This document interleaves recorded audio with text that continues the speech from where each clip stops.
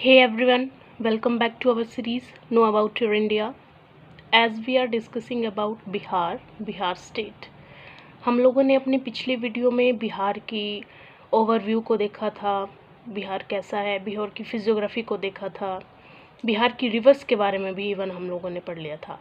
आज का हमारा जो टॉपिक है उसका नाम है soil profile of Bihar, Bihar की मिट्टियाँ। देखिए ये जो वीडियो होगी वो बाइलिंगुअल होगी, ठीक है। तो English as well as Hindi medium दोनों विद्यार्थियों के लिए या कोई भी अगर पर्सन इसको देख रहा है जो एक किसी भी स्टेट के बारे में जानना चाहता है तो वो इजीली इसको टैकल कर पाएगा, समझ पाएगा, ठीक है। तो देरी ना करते हुए हम शुरू करते हैं अपनी वीडियो को। Soil profile of Bihar. देखिए सॉइल जो वर्ड है यहाँ पे सिर्फ हम जो टॉपिक का नाम है वो तो सॉइल प्रोफाइल ऑफ बिहार है, बट लेकिन हम यहाँ पे सिर्फ बिहार की मिट्टियों को लेके ही नहीं चलेंगे। स्टार्टिंग में हम देखेंगे कि कहीं की भी इंडिया की, पूरे वर्ल्ड में कहीं भी कोई भी मिट्टी अगर बनती है तो वो कैसे बनती है, ठीक है, क्योंकि मेनली तो है कि मिट्टी बनती कैसी है। और फिर हम आ जाएंगे अपने टॉपिक पे कि बिहार की जो मिट्टी है कैसे बनी है और वैसी ही क्यों है और वहीं पे क्यों है। तो इस तरह से हम लेके चलेंगे। देखिए जनरली जब हम लोग पढ़ते हैं, ठीक है, प्री पॉइंट ऑफ व्यू से, तो हम सीधा सीधा पढ़ लेते हैं कि बिहार की मिट्टियों के बारे में कि नॉर्थ बिहार में कौन सी है, पिडमोंट है, तराई है, खादर है, बांगर है। साउथ बिहार में कौन सी है, ताल है, करेल कवाल है, बलथर है और बलुई मिट्टी है। ऐसा हम पढ़ लेते हैं, बट यहाँ पे थोड़ा सा डिफरेंट अप्रोच लेके चलेंगे हम, ताकि अगर हमें मेंस में भी इस तरह का कोई क्वेश्चन सेटर घुमा के देता है, ठीक है, तो हमें इसको टैकल करने में कोई दिक्कत ना हो, इजीली हम इसको टैकल कर पाएँ। या प्री में अभी अगर घुमा फिरा के क्वेश्चन पूछता है तो हम इसको इजीली सॉल्व कर पाएँ। तो हमारा टॉपिक सॉइल प्रोफाइल है, ठीक है। सॉइल मेनली नाम तो हमने बता दिया आपको कि ये मिट्टियाँ बिहार में पाई जाती हैं, बट ये मिट्टी वहीं पे है और बनी ऐसा क्यों है तो इसके बारे में देख लेते हैं, ठीक है। पूरे वर्ल्ड में कहीं पे भी मिट्टी बनती है तो इसको बनाने के लिए मेनली जो है हमारे पास 5 फैक्टर मेनली इन्वॉल्व हैं, ठीक है। Rocks, climate, vegetation, underground water, micro organisms, ठीक है। रॉक्स सबसे मेन कारण जो मिट्टियाँ होती हैं हमारी ना, उसको बनने के लिए मुख्य भूमिका जो है हमारी चट्टानें निभाती हैं। चट्टानें क्या हैं, ये रॉक्स, ठीक है। क्या रोल है इनका मिट्टी बनाने में, ठीक है। रॉक्स जो हैं, चट्टानें जो हैं, वो मेनली बेसिक जो खनिज पदार्थ वहाँ पे मिलते हैं, पोषक तत्व जो हमें मिलते हैं, वो बनाने में रॉक्स का महत्वपूर्ण योगदान होता है। देखिए जब भी हम खेती करते हैं तो हम यूरिया डालते हैं, खाद डालते हैं, और आजकल एक बड़ा ट्रेंड में चला है कि जो कोई भी किसान है तो खेती करने से पहले या खाद डालने से पहले उसको सॉइल प्रोफाइल चेक कराना चाहिए, ठीक है। साइंटिफिक वे से वैज्ञानिक जो हैं वो थोड़ी सी मिट्टी ले जाते हैं और उसका चेकअप करते हैं। तो उसमें क्या चेक करते हैं वो, इसमें वो रॉक्स चेक करते हैं कि कौन सा खनिज उस मिट्टी में है या किस तरह के पोषक तत्वों की कमी उस मिट्टी में हो गई है।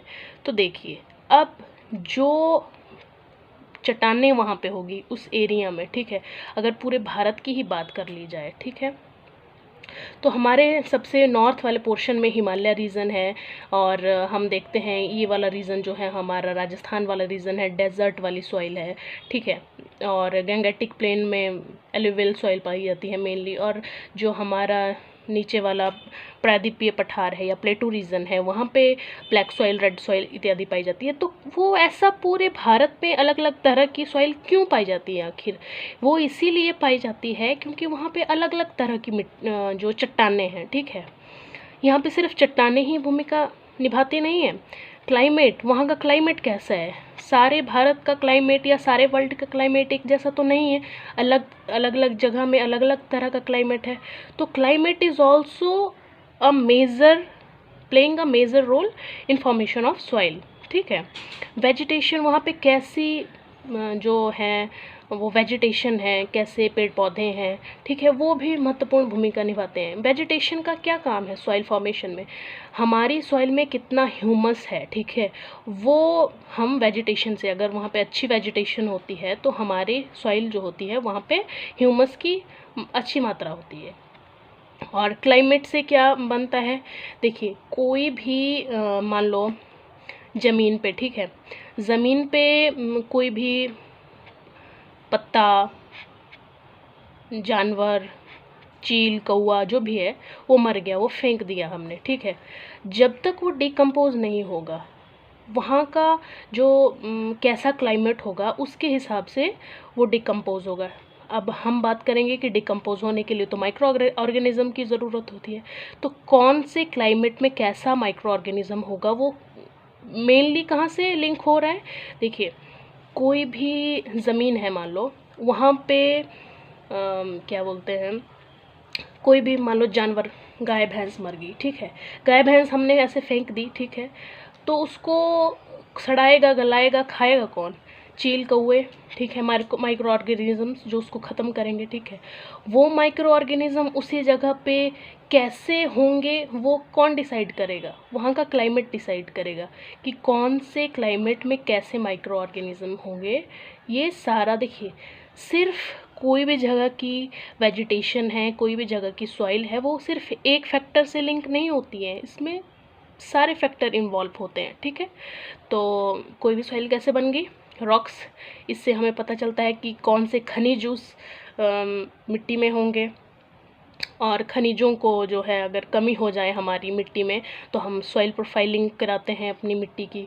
मेनली ये किसान जो हैं हमारे, उनके लिए ज़्यादा महत्वपूर्ण होते हैं, ठीक है। सॉइल जो है सॉइल प्रोफाइल टेस्टिंग जो कराते हैं वो किसान लोग कराते हैं, ठीक है। तो उसमें कौन सी खनिज पदार्थ की कमी होगी तो वो खनिज पदार्थ खाद के द्वारा दिया जाता है, ठीक है। तो ये चीज़ लग गई रॉक से पता। क्लाइमेट से हमें पता चल गया कि केमिकल प्रोसेस कैसी होगी, और जो माइक्रो ऑर्गेनिज़म है वो कैसे वर्क करेंगे, वो क्लाइमेट से हमें पता चलता है। वेजिटेशन से ह्यूमस की जो मात्रा है सॉइल में उसका पता चलता है। और अंडरग्राउंड वाटर कितना है, अंडरग्राउंड वाटर जो है ऑल्सो प्लेइंग अ की रोल इन सॉइल फॉर्मेशन। कैसे? देखिए, अगर किसी मिट्टी में पानी ज़्यादा है, ठीक है, तो वो दलदली हो जाएगी। मिट्टी में पानी की मात्रा बहुत कम है तो वो रेगिस्तानी मिट्टी हो जाएगी, यानी कि डेजर्ट वाली मिट्टी हो जाएगी। तो इस तरह से पानी कितना है मिट्टी में is also playing a major role in soil formation, ठीक है। तो इन्हीं कारणों को लेते हुए हम देखते हैं कि बिहार में, ठीक है, कैसे ये मिट्टी बन गई, और फिर हम बाद में आएंगे कि बिहार में मिट्टियाँ हैं कौन कौन सी, ठीक है। तो कैसे ये मिट्टी बनी, ठीक है। हमें पता है कि हमारा जो बिहार का नॉर्थ वाला पोर्शन है वहाँ पे हिमालय रीजन है, और साउथ वाले पोर्शन में जो है वो हज़ारीबाग का पठार प्लेटू रीजन है, ठीक है। तो हिमालय वाला जो रीजन है, ठीक है, वहाँ पे बहुत बारिश होती है। जब मानसून भी आती है तो ऐसे साउथ वेस्ट जो मानसून आती है तो तराई वाला रीजन जो है, ठीक है, हम जैसे कि हम लोगों ने प्रीवियस वीडियो में पढ़ा, देखिए ये माउंटेन है, ठीक है, ये इसका बेस है, और आगे मान लो यहाँ से कोई रिवर निकल रही है, ठीक है, जब वो इसके बेस में पहुँचेंगी तो यहाँ भाबर रीजन आता है। भाबर रीजन यानी कि बहुत बड़े बड़े पेबल्स होंगे, पत्थर होंगे, ठीक है, यहाँ पे मिट्टी छुप जाती है। जब वो बाहर आती है आगे, उस रीजन को तराई रीजन बोलते हैं। तो हम पढ़ रहे हैं यहाँ पे, अगर इस वाले फ़ोटो को यहाँ चिपका डालें, ठीक है, तो इससे हमें पता चलता है कि ये वाला रीजन क्या है, हिमालय रीजन है, ठीक है। यहाँ से निकलने वाली मिट्टियाँ पहले भाबर एरिया में जाएंगी, फिर कहीं पे वो इवॉल्व होंगी, बाहर ज़मीन पे दिखेंगी। तो जो इवॉल्वेशन, जो रिवर जहाँ पे बाहर आ रही हैं, वो एरिया हमारा बिहार में पड़ता है। इसीलिए क्योंकि ये ऊपर वाला पोर्शन जो है वो दलदली हो जाता है, ठीक है, ये वाला पोर्शन है ये दलदली हो जाता है। क्यों? क्योंकि नदियाँ आके यहाँ पे बाहर निकल रही हैं, इसलिए एक तो दलदली हुआ। दूसरा क्या है कि जो मॉनसून आ रही है वो बारिश कर रहे हैं यहाँ पे, ठीक है, इसलिए यहाँ पे दलदल हो जाती है, ठीक है। तो सबसे टॉप वाले रीजन पे क्या हुआ, सबसे ज़्यादा बारिश हो गई, बहुत बारिश हुई, ये रीज़न हो गया एक, ठीक है। बहुत बारिश हुई क्या होगा, तो दलदली मिट्टी होगी, ठीक है, उसमें हम डूब जाएंगे, अगर घुसेंगे उसमें तो हमारे पाँव नीचे धंस जाएंगे, ठीक है। तो ये तराई वाला रीज़न हो गया या दलदल होगा यहाँ पे, ठीक है। अब नदियाँ हम पढ़ते हैं कि बिहार में एल्यूवल सॉइल है। एल्यूवल यानी जलोढ़ मिट्टी। क्या है ये जलोढ़ मिट्टी, ठीक है। नदियों द्वारा जो मिट्टी लाई जाती है, ठीक है, और वो अपने मैदान में बिछा दी जाती है, उसको हम जलोढ़ मिट्टी बोलते हैं, एल्यूवल सॉइल बोलते हैं, ठीक है। जलोढ़ मिट्टी की डेफिनेशन ही यही है कि नदियों द्वारा बहा कर लाई गई मिट्टी को हम जलोढ़ मिट्टी बोलते हैं या एल्यूवल सॉइल बोलते हैं। अब एल्यूवल सॉइल में भी दो तरह की सॉइल होती है, खादर सॉइल, बांगर सॉइल, ठीक है। जो नई वाली होती हैं खादर, देखिए जो ज़्यादा फर्टाइल होगी, जब देखिए याद करने के पर्सपेक्टिव से बताते हैं कि जैसे हम खेत में खाद डालते हैं, ठीक है, ज़्यादा फर्टाइल हो जाए हमारा खेत, ज़्यादा फसल पैदा करे, ठीक है, तो उसको हम खाद डालते हैं। उसी तरह से जो नई वाली जलोढ़ मिट्टी होगी, ठीक है, उसको हम खादर बोलते हैं और वो ज़्यादा फर्टाइल होती है, ठीक है। और पुराना वाला होता है उसको बांगर बोलते हैं, ठीक है। देखिए इसको कैसे याद रखेंगे, बांगर भंगार यानी कि पुराना कोई सामान है, ठीक है। तो बांगर यहाँ पे हम पुरानी वाली जलोढ़ मिट्टी को बोल रहे हैं, ठीक है। तो क्योंकि हमें पता है कि जो हमारा बिहार है, ठीक है, वो नदियों का प्रदेश है, वहाँ पे नदियाँ ही नदियाँ बहती हैं। इस वाले रीज़न में हमने देखा कि गंगा इसके वेस्ट से एंटर होती है और इसके ईस्ट से बाहर चली जाती है, ठीक है। और इसके नॉर्थ की साइड से भी बहुत सारी नदियाँ आती हैं, और जो साउथ वाला साइड है वहाँ से प्लेटू रीजन से नदियाँ आती हैं। तो नॉर्थ वाली जो साइड है वहाँ से जो नदियाँ आएंगी यानी हिमालय से नदियाँ आएंगी, पूरे साल भर बारिश करेंगी, ठीक है। साल भर बारिश करेंगी तो साल भर बहेंगी, ठीक है। साल भर बहेंगी तो वहाँ की जो मिट्टी होगी जलोढ़ मिट्टी वो नई होगी।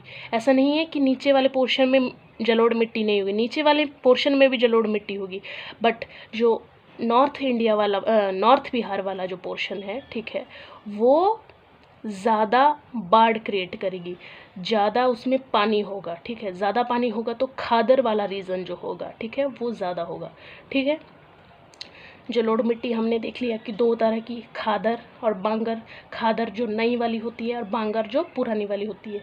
नॉर्थ बिहार साउथ बिहार दोनों ही नदियों वाला एरिया है, नदियों वाला एरिया होगा तो यहाँ पे एल्यूवियल सॉइल होगी। नॉर्थ वाले एरिया में क्योंकि हम देखते हैं बाढ़ ज़्यादा होती है, बाढ़ होती भी किस वाले रीजन में है, ये वाला ईस्ट वाला साइड, कोसी जो रीज़न है वहाँ पे बाढ़ ज़्यादा आती है, ठीक है। बाढ़ ज़्यादा आती है यानी कि हर साल वो अपने जो एरिया है उसका कोसी वाला रीज़न वहाँ पे नई मिट्टी बिछाएगी। नई मिट्टी बिछाएगी तो क्या बोलेंगे उसको हम, खादर मिट्टी बोलेंगे। और जो पुरानी वाला एरिया है, ठीक है, देखिए मेनली पुराना वाला एरिया क्या होता है, दोआब वाला रीज़न होता है, ठीक है। तो वहाँ पे पुरानी वाली मिट्टी होगी जिसको हम बांगर मिट्टी बोलते हैं, ठीक है। दोआब वाला रीज़न और वेस्ट वाला रीज़न ज़्यादातर हम बोल सकते हैं कि बांगर वाला सॉइल है, ठीक है। और हम देखते हैं कि नॉर्थ बिहार वाला जो रीज़न है उसके वेस्टर्न पोर्शन में जो चंपारण वाला एरिया, ठीक है, वहाँ पे शिवालिक देखते हैं हम, शिवालिक पहाड़ियाँ, सॉरी, शिवालिक पहाड़ियाँ हैं, पहाड़ हैं, तो वहाँ पे कैसी होगी मिट्टी, पहाड़ी मिट्टी होगी, ठीक है, पहाड़ी मिट्टी होगी। जैसे बहुत बारिश होगी तो दलदल वाला मिट्टी होगी, पहाड़ वाला रीजन है पहाड़ी मिट्टी होगी। जो नदियों द्वारा बिछाई गई मिट्टी है वो जलोढ़ मिट्टी होगी। जलोढ़ में भी दो टाइप होते हैं, खादर मिट्टी होगी, बांगर मिट्टी हो गई, ठीक है। और साउथ वाला रीजन जो है हमारा उसमें भी जलोढ़ मिट्टी होगी, बट यहाँ की जो नदियाँ होती हैं वो हर साल बाढ़ नहीं लाती हैं और ज़्यादा उसमें पानी नहीं होता है, तो मतलब वो ज़्यादा फर्टाइल वाली मिट्टी नहीं होगी। जलोढ़ तो होगी क्योंकि वो नदियों द्वारा बिछाई गई है, बट ज़्यादा फर्टाइल नहीं होगी, यानी कि खादर नहीं होगी, बांगर वाली एरिया होगा, ठीक है, बांगर वाली सॉइल होगी, ठीक है, साउथ बिहार में। और हाँ, प्लेटू वाला रीजन जो है हमारा, ठीक है, प्लेटू वाला रीजन थोड़ा थोड़ा हमारे बिहार में भी, जैसे कि नॉर्थ में जो हमारे हिमालय है वो पश्चिम चंपारण तक चले गए हैं, वैसे ही साउथ में जो हमारा प्लेटू रीजन है थोड़ा सा वो इलोंगेटेड होके बिहार में भी उसको देखने को मिलता है। तो जहाँ जहाँ प्लेटू रीजन होगा वहाँ वहाँ प्लेटू वाली सॉइल होगी, और प्लेटू वाली सॉइल को हम बाल्थर सॉइल बोलते हैं। ठीक है। और जो हमारा कैमूर और रोहतास वाला एरिया है वहाँ पे हमारा विंध्या वाला एरिया है। विंध्या वाले एरिया में भी हमारे बलुई सॉइल मिलेंगी, रेड सॉइल मिलेगी। ठीक है, जो कि फर्टाइल नहीं होती है, तो वहाँ पे मोटे वाले अनाज उगाए जाते हैं। और हाँ, जो गंगा वाला पोर्शन है, ठीक है, जो गंगा वाला पोर्शन है वहाँ के साउथ वाले, उसके गंगा की दक्षिणी भाग में 8-10 किलोमीटर के एरिया को ताल रीजन बोलते हैं। ताल रीजन क्यों बोलते हैं? ठीक है, देखिए, ताल जो शब्द है ना वो तालाब से आया है। तालाब का ही एक बिगड़ा हुआ रूप को हम ताल बोलते हैं। तो हम सबको पता है कि तालाब कैसा होता है। तालाब जो है पानी से भरा हुआ होता है। तो गंगा के जो साउथ वाला पोर्शन है, ठीक है, वहाँ पे पानी जो है तालाब की तरह भरा हुआ होता है। कब? बारिश के मौसम में, मॉनसून के मौसम में। ठीक है, मॉनसून के मौसम में अगर उस वाले एरिया में 8 से 10 किलोमीटर वाले एरिया में पानी भरा हुआ गा, तो क्या वहाँ पे फसलें होंगी? नहीं होंगी। तो कब होंगी? जब वहाँ पे बारिश नहीं होगा। तो इसलिए वो वाला जो रीज़न है वहाँ पे रबी वाली क्रॉप्स उगाई जाती हैं, सर्दी में जो क्रॉप्स उगाई जाती हैं, क्योंकि जब उस समय पानी ख़त्म हो गया, पानी सूख जाता है, तो सर्दी वाली क्रॉप्स उगाई जाती हैं। बट मॉनसून के टाइम में वहाँ पे पानी भर जाता है, तो खरीफ वाली फसलें नहीं उगाई जाती हैं। ठीक है, तो ये हमने देख लिया कि बिहार में ऐसी मिट्टियाँ क्यों हैं। ठीक है, अब नाम देखते हैं बिहार की मिट्टियों के, और साथ में दोबारा से इसको इंटरलिंक करेंगे कि ऐसा मिट्टी है ही क्यों। ठीक है, नंबर 1, नॉर्थ बिहार की मिट्टियाँ पिडमोंट सॉइल। पिडमोंट सॉइल यानी कि पर्वत पादीय मृदा। ठीक है, पर्वत पादीय मृदा यानी कि पर्वत के पाँव के पास जो मिट्टी है। हमें पता है जो वेस्ट चंपारण वाला रीजन है वहाँ पे क्या है? शिवालिक रीजन है। ठीक है, शिवालिक रीजन है तो पर्वत है, पर्वत है तो पर्वत पादीय मिट्टी होगी, और इसी को हम पिडमोंट सॉइल बोलते हैं। ये वाला रीजन तराई मिट्टी बोलते हैं उसको। तराई मिट्टी क्यों बोलते हैं? क्योंकि यहाँ पे बहुत बारिश होती है। ठीक है, इसलिए हम इसको तराई मिट्टी बोलते हैं। और इसी को पढ़ते हुए ना साथ में हम इसके जो क्या बोलते हैं, कौन कौन सी फसलें यहाँ पे पाई जाएंगी और क्या प्रवृत्ति है इन मिट्टियों की, इसको भी देख लेते हैं। ठीक है, सबसे पहले हमारी आ गई पिडमोंट सॉइल। ये तो बेसिकली यहाँ पे इस वाले रीजन में, जो वेस्ट चंपारण वाला रीजन है, गन्ना, धान, ये चीज़ें उगाई जाती हैं। ठीक है, तराई वाला रीजन यानी कि पानी भरा हुआ होगा, तो यहाँ पे क्या अच्छा होगा? जूट अच्छा होगा, धान अच्छा होगा, क्योंकि इन फसलों के लिए क्या चाहिए होता है? पानी ज़्यादा चाहिए होता है।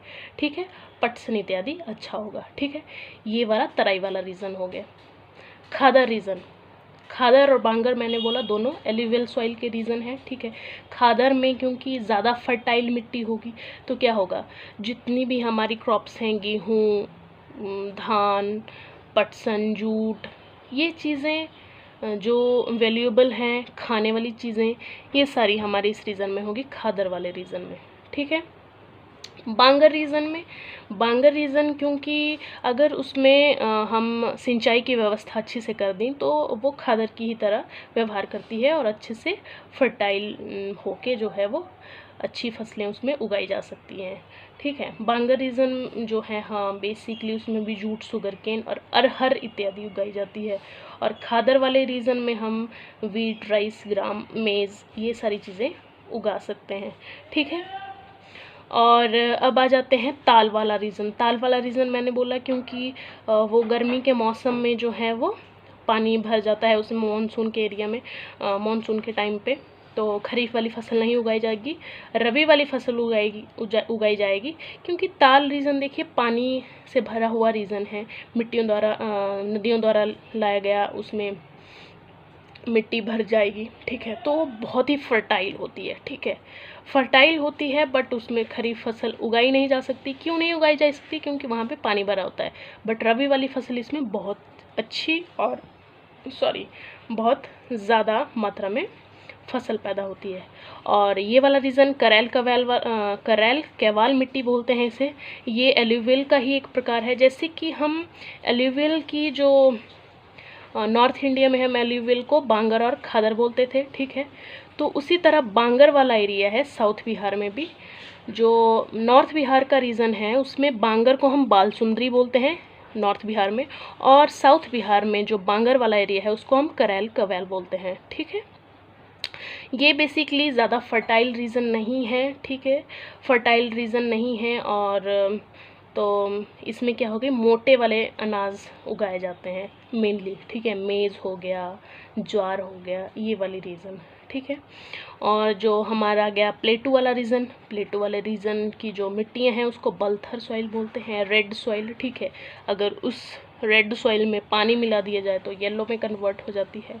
तो नीचे वाला रीजन हो गया हमारा बलथर सॉइल। इसमें भी जवार, बाजरा, अरहर ये चीज़ें उगाई जाती हैं, मोस्टली सैंडी होती हैं, ठीक है। और ये वाला रीजन रेड सॉइल जो रोहतास और कैमूर वाला एरिया है वो भी रेड सॉइल है, बलुई मिट्टी है हमारी, ठीक है। इस तरह से ये वाला हमने देखा कि बिहार में बेसिकली कौन कौन सी मिट्टियाँ हैं। और जो नॉर्थ बिहार वाला एरिया है ना, और नॉर्थ ईस्ट वाला एरिया, वहाँ पे बेसिकली 200 सेंटीमीटर तक बारिश हो जाती है, एवरेज 140 से 130 सेंटीमीटर तक। और वेस्ट बिहार में कंपैरेटिवली कम बारिश होती है, 100 सेंटीमीटर तक जाती है। तो ये वाला रीज़न क्या होगा, हमने पढ़ा कोसी वाला रीज़न जो है ज़्यादा बारिश होगी, ज़्यादा, और बारिश होगी भी कहाँ, हिमालय के एरिया में ज़्यादा होगी, ठीक है, हिमालय के फुट पे। तो तराई वाला रीजन बन जाता है, दलदल वाला। और वेस्ट वाले में एरिया में हमने पढ़ाई कि पानी की कमी होती है, और करैल कैवाल जो सॉइल होती है वो ज़्यादा पानी को भी सोखती है। और रेड सॉइल जो है, ये वाला रीजन क्या उगाते हैं वहाँ पे, ज्वार, जहाँ पे जो फसलें पानी की कमी में ज़्यादा हो जाती हैं वो वाली फसलें उगाई जाती हैं, ठीक है। तो इस तरह से ये बिहार की मिट्टियाँ हुई। तो फॉर्मेशन के हिसाब से कि किस तरह ये मिट्टियाँ बनी हैं, उसके हिसाब से देखें तो मिट्टियों को हम दो तरह से बांट सकते हैं, एक अवशिष्ट मिट्टी और दूसरी प्रवाही या अपोढ़ मिट्टी, ठीक है। अवशिष्ट मिट्टी क्या होती है, ठीक है, जो कि वहाँ के चट्टानों से, जो वहाँ पे चट्टानें हैं उससे बनी हो और वहीं पे बन गई हो, उसको हम अवशिष्ट मिट्टी बोलते हैं। और प्रवाही या अपोढ़ मिट्टी किसको बोलते हैं, जो कि नदियों द्वारा या किसी दूसरे फैक्टर द्वारा किसी एक स्थान से दूसरे स्थान तक प्रवाहित की गई हो, उसको हम प्रवाही मिट्टी बोलते हैं। और वहाँ पे वो डिपॉजिट होगी, उसको हम प्रवाही मिट्टी बोलते हैं।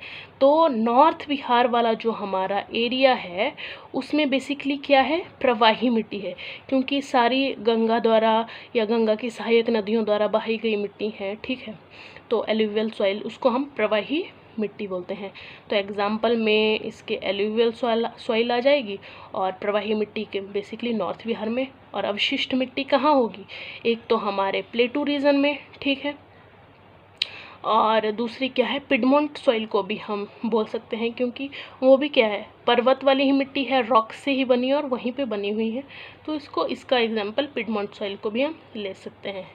तो इन दिस वे सॉइल जो है, सॉइल प्रोफाइल ऑफ बिहार में हम बेसिकली इसको 3 पार्ट में बांट सकते हैं, north Bihar soil, south Bihar soil and southern plateau soil, ठीक है। नॉर्थ बिहार सॉइल में हमने देखा piedmont soil, Terai soil, alluvial soil. Alluvial soil is also 2 types, khadar soil and bangar soil. Khadar soil को खादर सॉइल ही बोलते हैं, और बांगर सॉइल को नॉर्थ बिहार में बालसुंदरी सॉइल बोलते हैं। And in south Bihar there is also 3 types of soil, ताल soil, Karail soil, Kawal soil, done. And one more is there southern plateau soil, और सदर्न प्लेटू सॉइल को हम बालथर सॉइल बोलते हैं। तो इस तरह से हमने ये देख लिया कि फैक्टर क्या हैं, कैसे बनती हैं सॉइल, और बिहार में ऐसी सॉइल है ही क्यों, ये भी देख लिया, और है ही क्यों और उसके नाम कैसे पड़ गए ये भी देख लिया। तो इस तरह से आज की वीडियो में इतना ही। अगर आपको ये वीडियो अच्छी लगी तो please like, share and subscribe. Thank you for watching. Thank you very much.